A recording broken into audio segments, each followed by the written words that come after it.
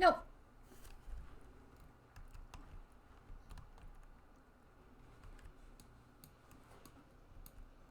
All right, did you have cards? Okay.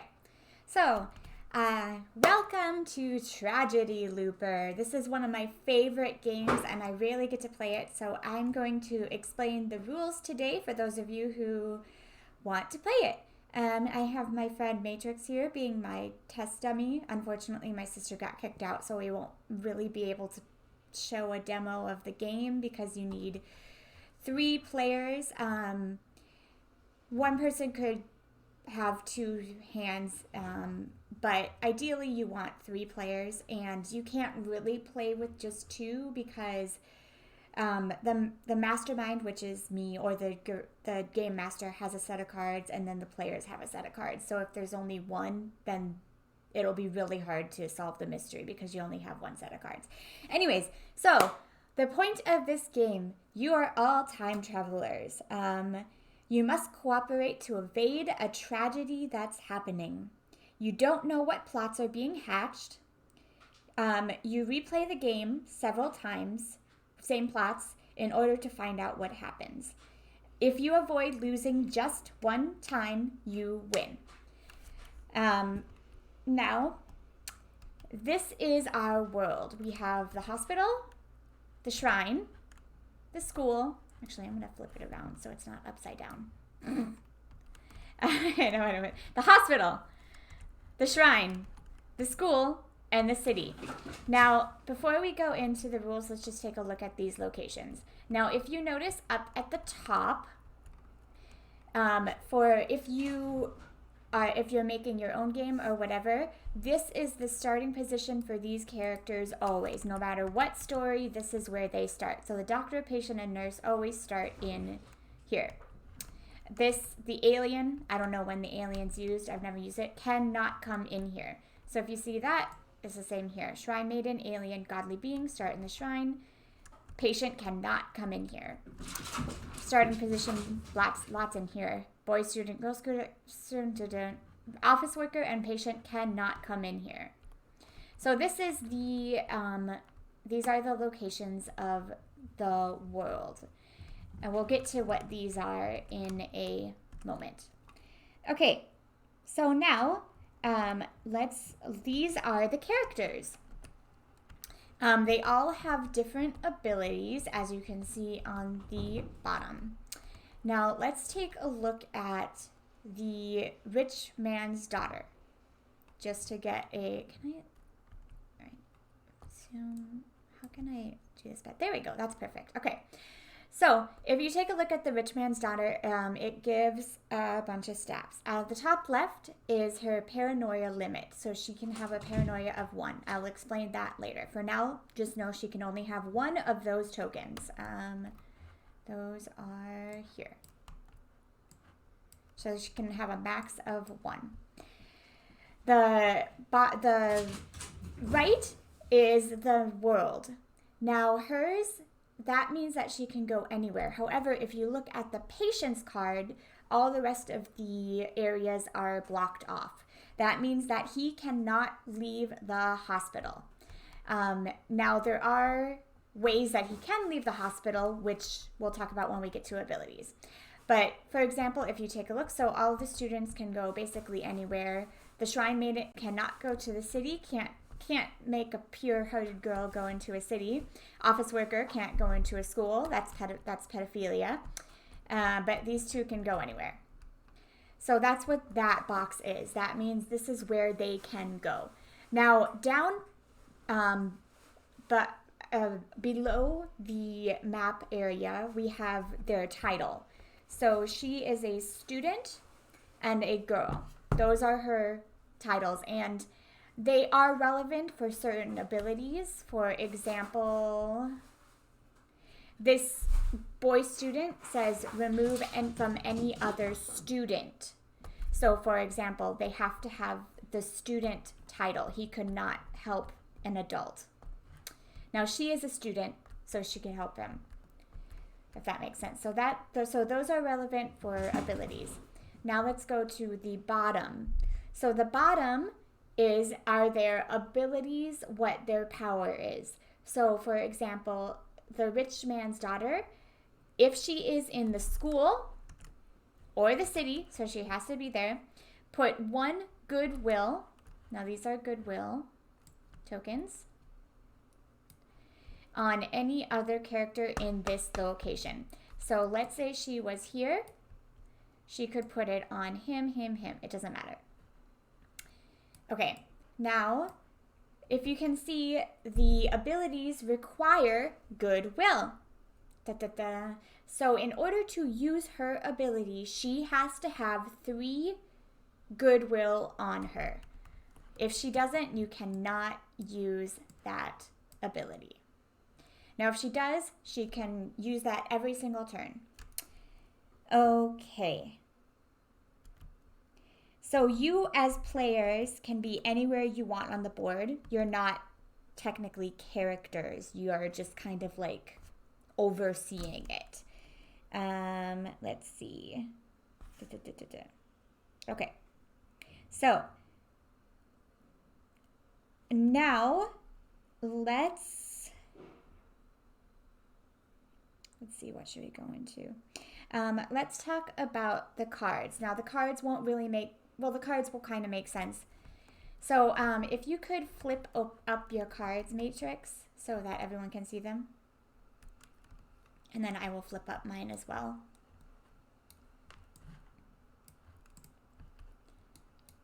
Okay, so these are the actions that you can do in a turn. Sorry. Thank you. Okay. So every player has the same set of cards. All right. So you can put the, so how should I explain this? What's the best way to explain this? Okay. So actually, I think going in what's the best one? What's the best way to do this? Explain the cards first or explain the plots? I think explaining the plot first maybe makes more sense. Okay, so when you go back in time, you have no idea what the plot is or what you need to stop, if that makes sense. You don't know what the plot is. Now, if you take a look at this sheet right here, this has the possible plots, the possible roles, and the possible incidences. Now, these are all possible. Now, like I said, when you go back, you do not know which plot it is. So it could be the murder plan. It could be the light of the Avenger. It could be a place to protect. So there is a plot and 2 subplots. Oh, wait. Yes.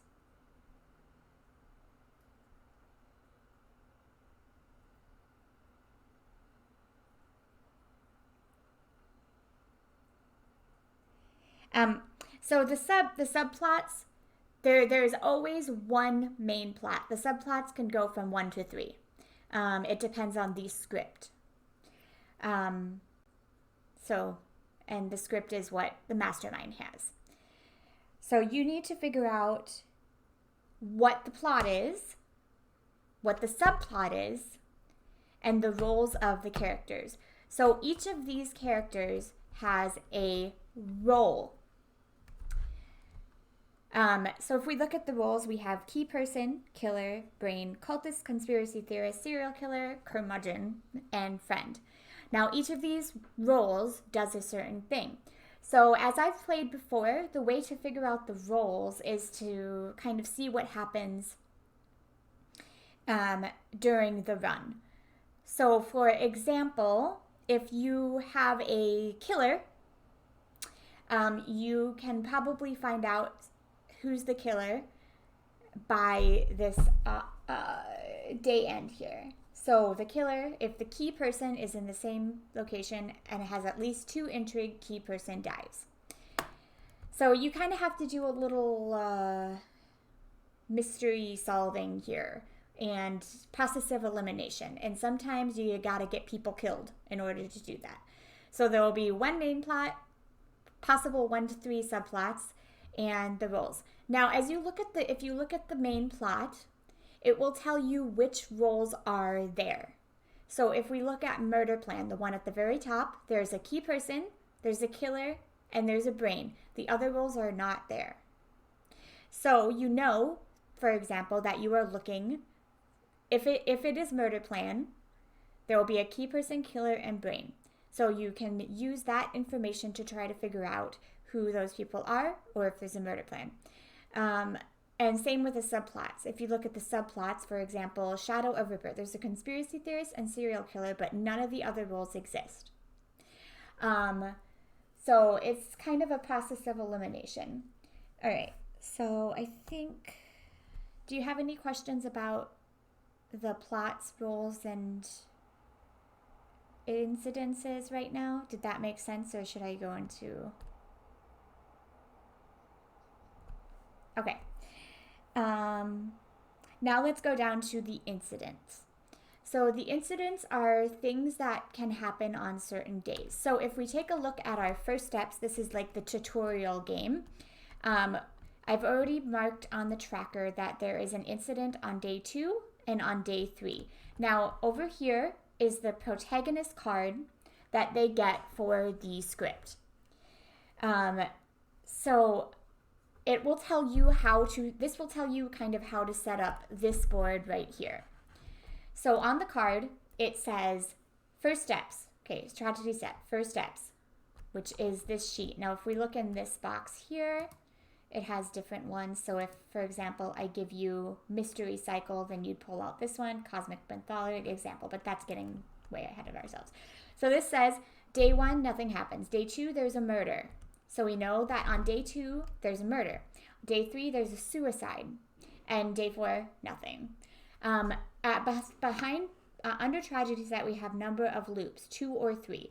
Now, that is up to you. Generally, the less is harder mode. So we're going to just, for demonstration purposes, we're going to start with 3. So you put it here. Oh, wait, no. Final.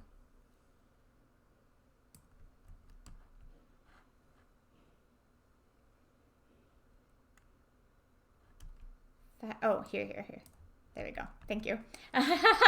It goes like this. So then you'd go bum, bum, bum. Or this way. Not sure which one is. Do you go like this? 1, 2, 3, 4? Oh, that makes sense. Yeah, because 1, okay. Yeah, okay. That makes sense. All right.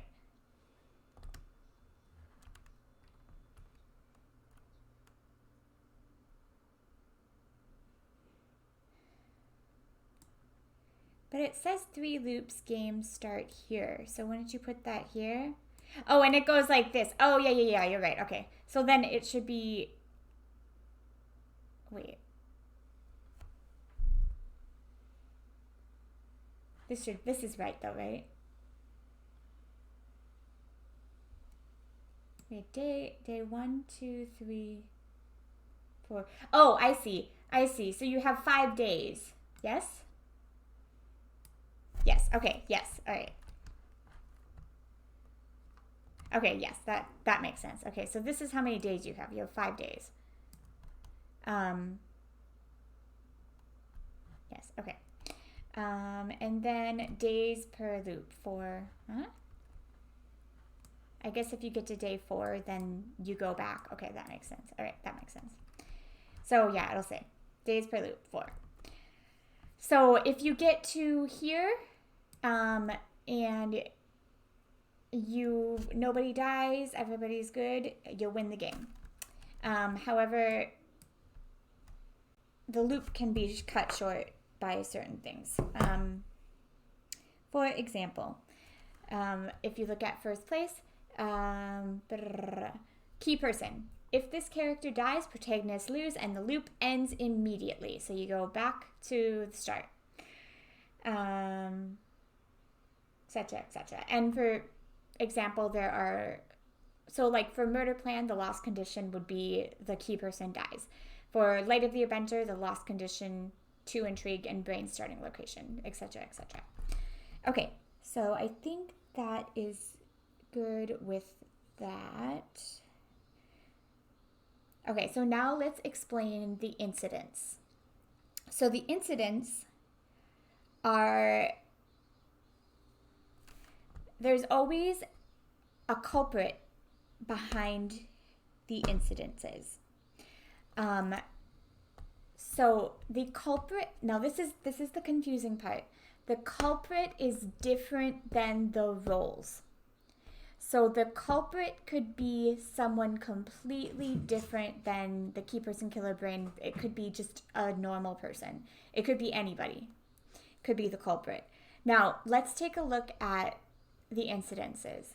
Okay, so in order for the incidences to happen, the culprit has to have their paranoia filled. So, for example, she needs 1 paranoia. If she is the culprit in the murder and she has 1 token on her, when this day comes, if those conditions are met, someone in her location will die. Does that make sense?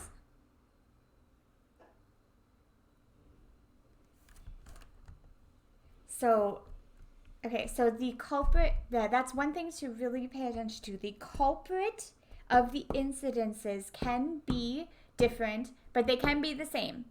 It could be, it does the culprit is different. But they have to have paranoia on them to do the incident. If they do not have the paranoia on them, they cannot activate the incident. So for example, if suicide comes along, and let's say it's this girl student who wants to commit suicide, but she only has 2 paranoia, the incident does not happen. Okay. So,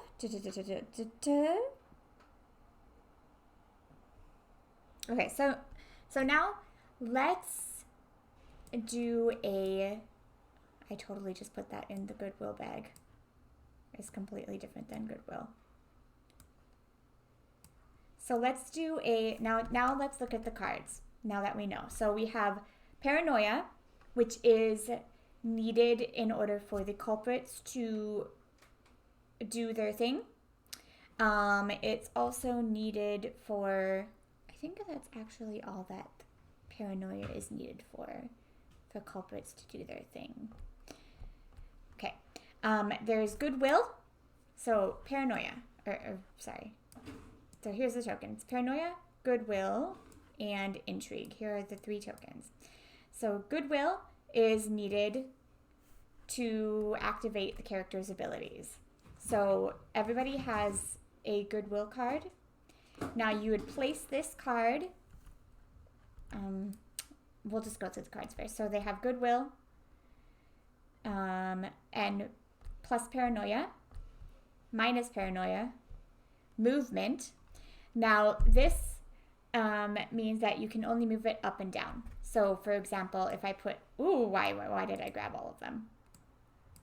Stop it, stop.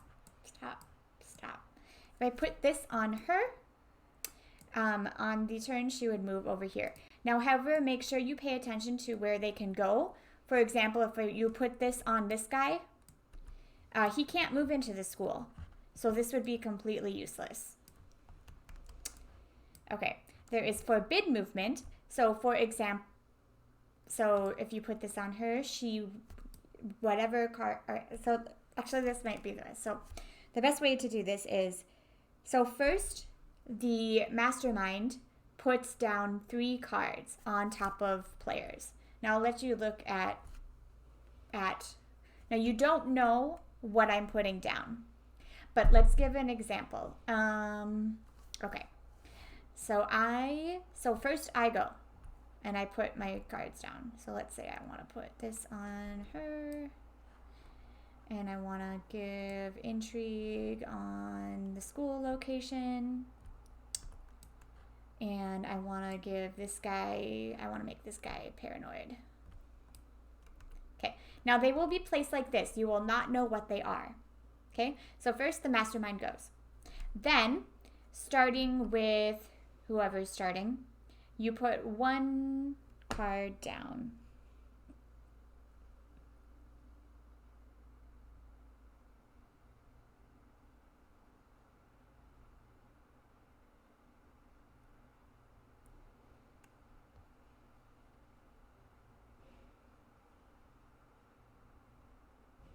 Okay, so you each can play one card. Yes, exactly like that. Good, nice.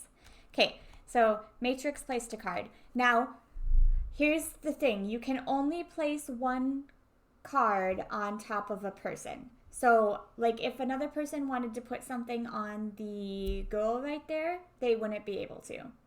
And the same goes with location. You can only put one. So, like, 2 people couldn't put a card on the girl. 2 people couldn't put a card on the school location. They have to be different.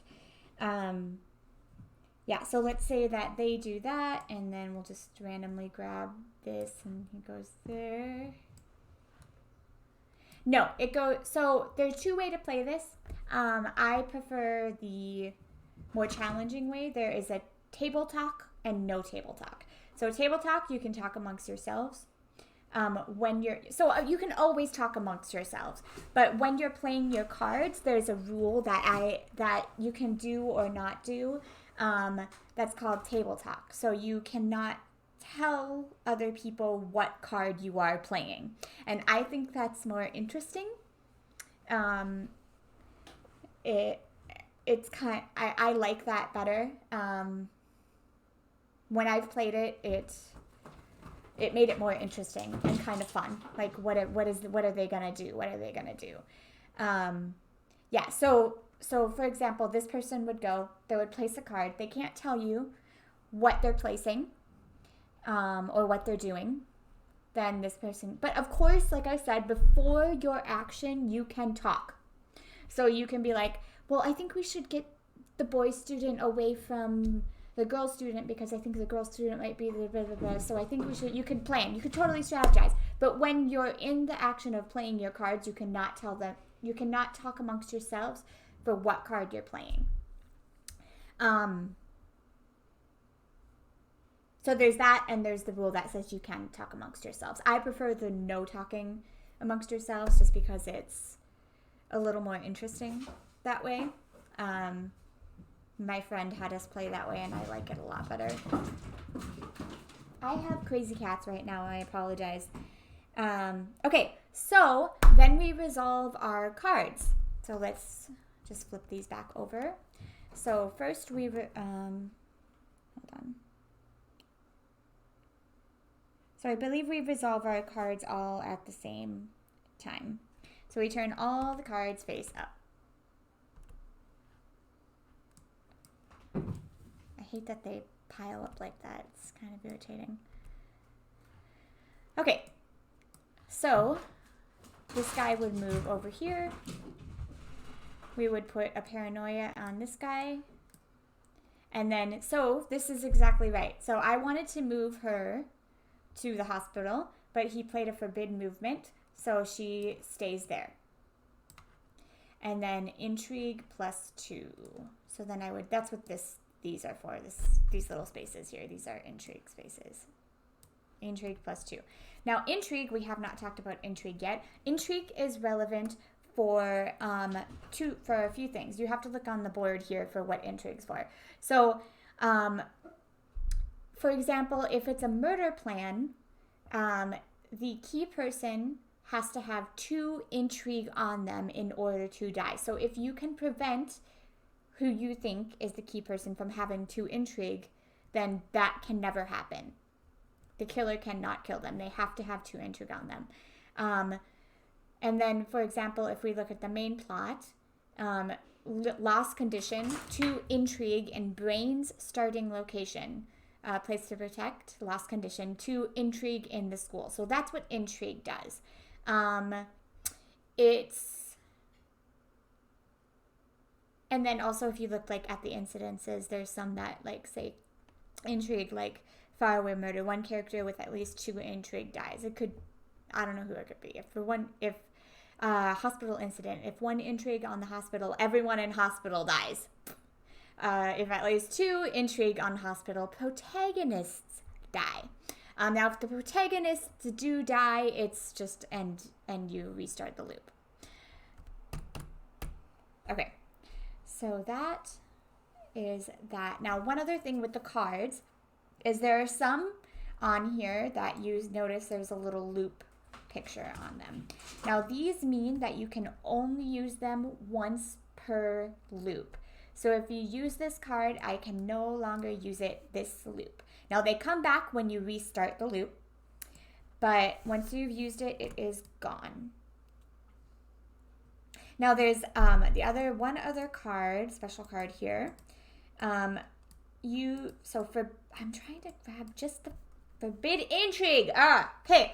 So is this one mine or is this, I think this was this one. So let's say that I put Intrigue here and Forbid Intrigue. Oh my God. See, and this is why the no talking rule is, get out of here, Goodwill. Okay. Thank you.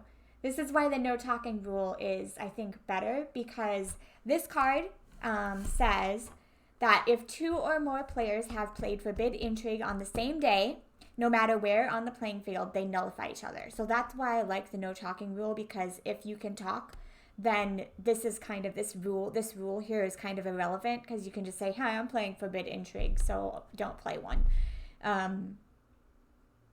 So that's why I like the no talking rule, that specific. So if Matrix plays that here and this person, I don't know where cards, this person plays it here, they cancel each other out, and I get to play the 2 Intrigue on the board. I think that's about it for the cards. Okay, so let's look at a normal day.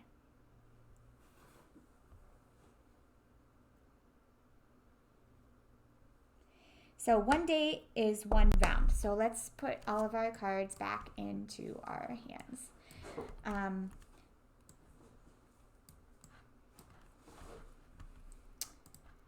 Let's put them back here.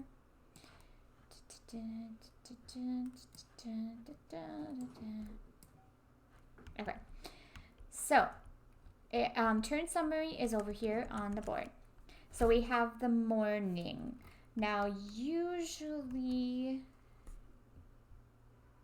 hold on, where's the turn summary? Nothing usually happens in the morning. It's pretty tame. But if something does happen in the morning, only the mastermind really does anything. And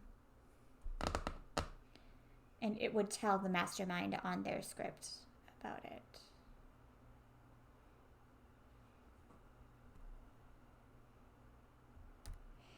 Okay, yeah, so usually nothing has happened in the morning yet for me, so anyways. And then playing cards. So first, the mastermind plays the cards, the protagonists play the cards, cards resolved. We kind of saw that. Abilities, mastermind abilities. So the mastermind has possible abilities, and you want to pay attention to these because they can give away what roles might be here. So for example, if you look, if there's a brain, now it is optional, so the mastermind can choose not to do it. So optional, place 1 intrigue on this. So these are the abilities. If it says mastermind ability next to it, those happen in this ability area. Yes. Okay, so I think that is it. So mastermind ability. Okay, now the leader. So the leader, it'll start, let's say it starts here and then it'll go this way. So the leader can activate goodwill abilities. So let's say we have 2 goodwill on our boy student. The leader can choose to activate this and remove a paranoia from somebody in this location. that's that. And then the incidents. So let's say we are on day 2. Now we look and we know that there is a murder incident. Now, in order for a murder to happen, the culprit has to have paranoia to max. So let's say this is the murderer here.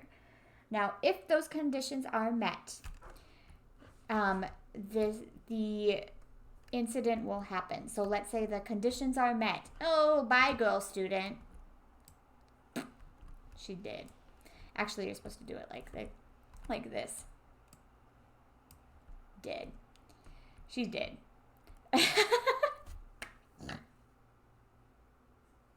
Sorry. She did. Oh, can you draw on it?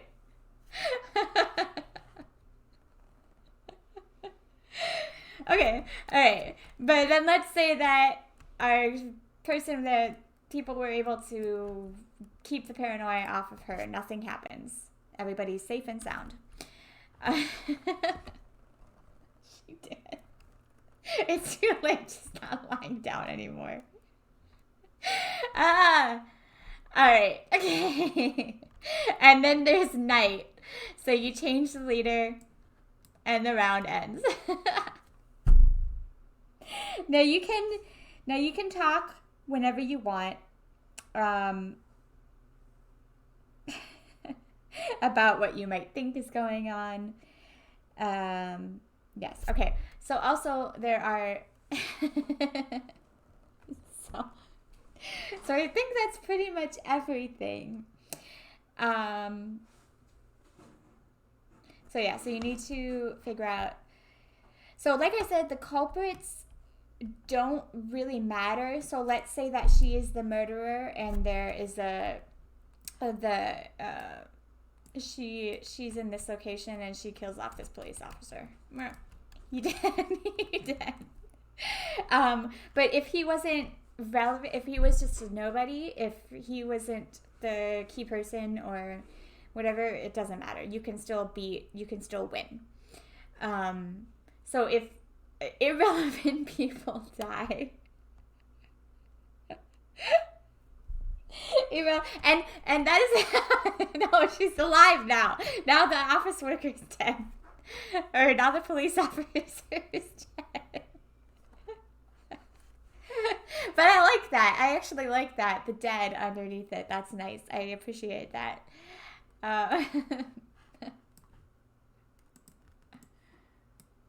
Hi, Gar.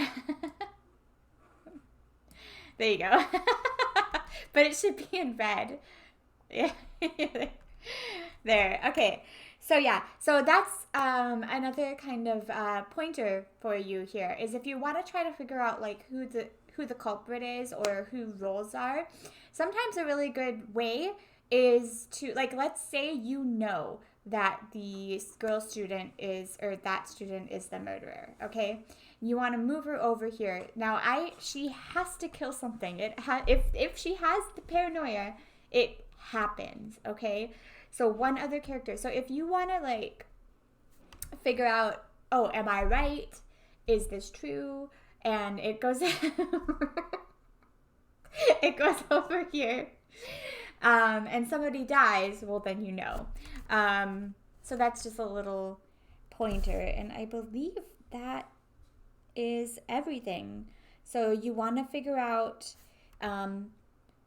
there's one other thing that I need to mention. If you get to your last loop and you still fail, there is one way you can still win. If you are able to name everybody's role, you can still win. So at the end of the game, we have a conclusion. So if you are able to say the doctor is the brain, the patient is just a person, the shrine maiden is a friend, and if you're able to name all their roles and they're all correct, you still win. Yeah.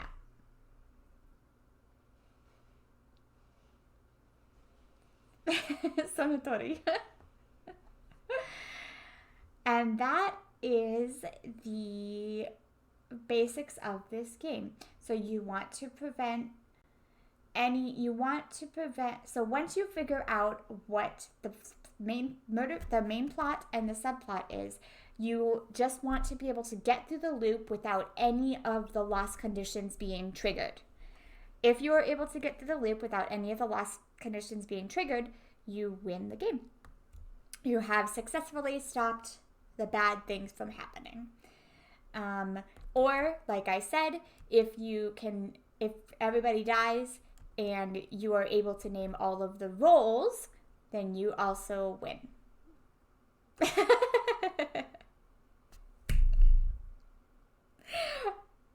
And that is the game. Any questions, audience members?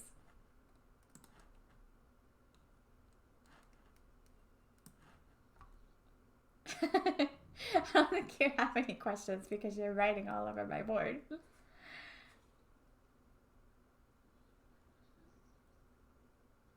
I can't tell you that. But that actually brings a good point. So there are some characters in here that don't have roles. They're just normal people doing their jobs. Yeah,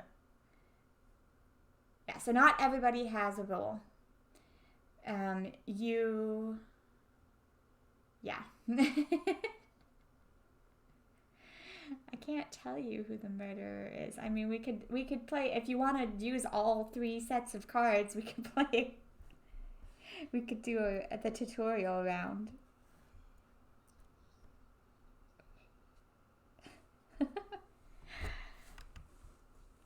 Oh, he's alive.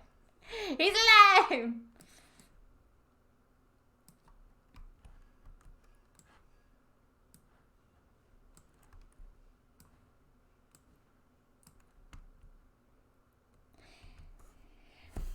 So I actually have a play guide for the first game to kind of help.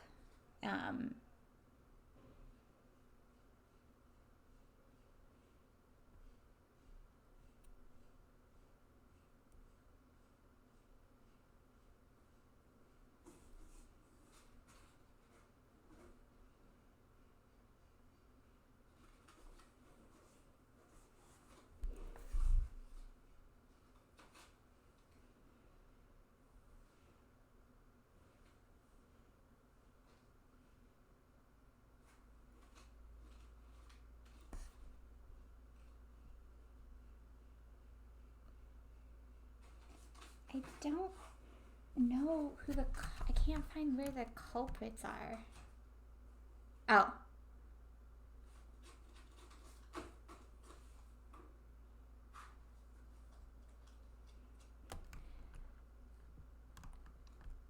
Man, I need my own. Oh, there's also a turn summary up here if you want to look at this.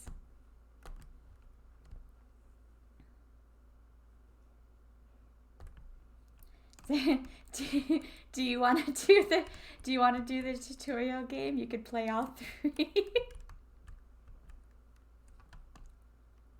No? All right.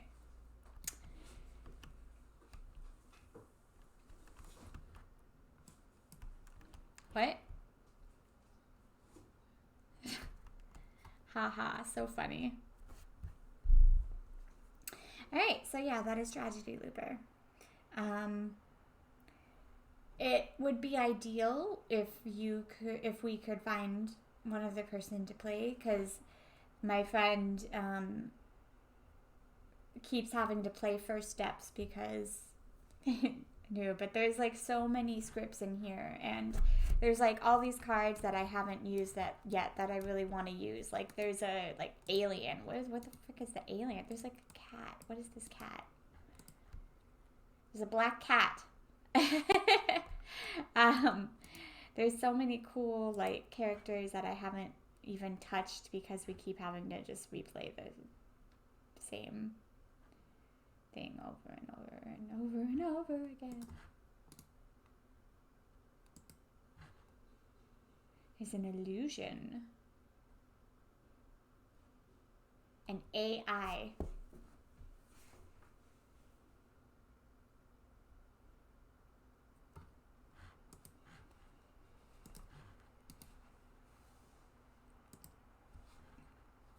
godly being.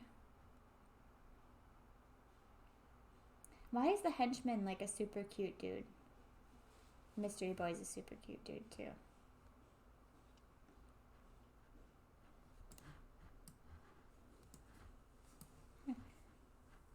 The alien's mega adorable. Look at this is the alien.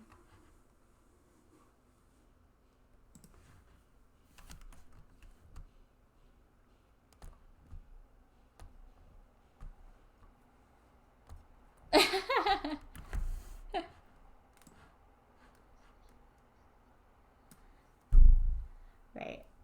All right. Well, in any case, that's my rule explanation of Tragedy Looper. It's a super fun game.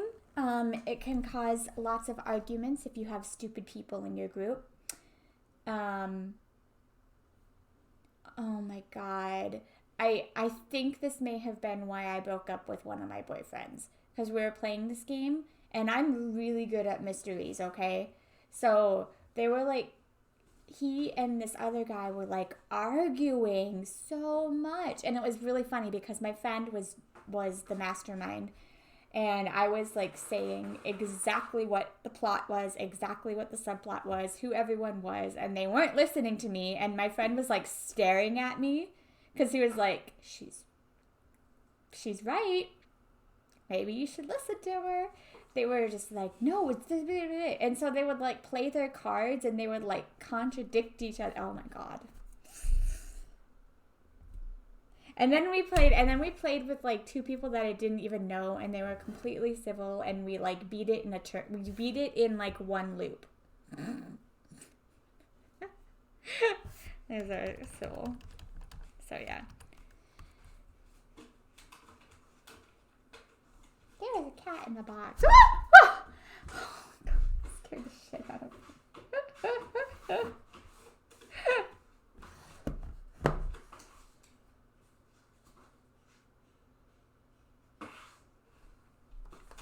And beyond. I can still see your face. Rewind. Ha ha ha. Rewind. Rewind, rewind, rewind. Rewind.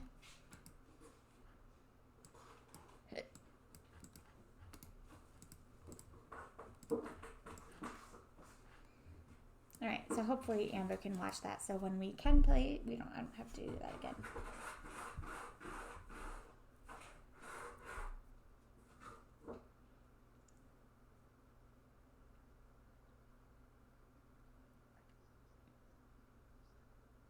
Alright, me too.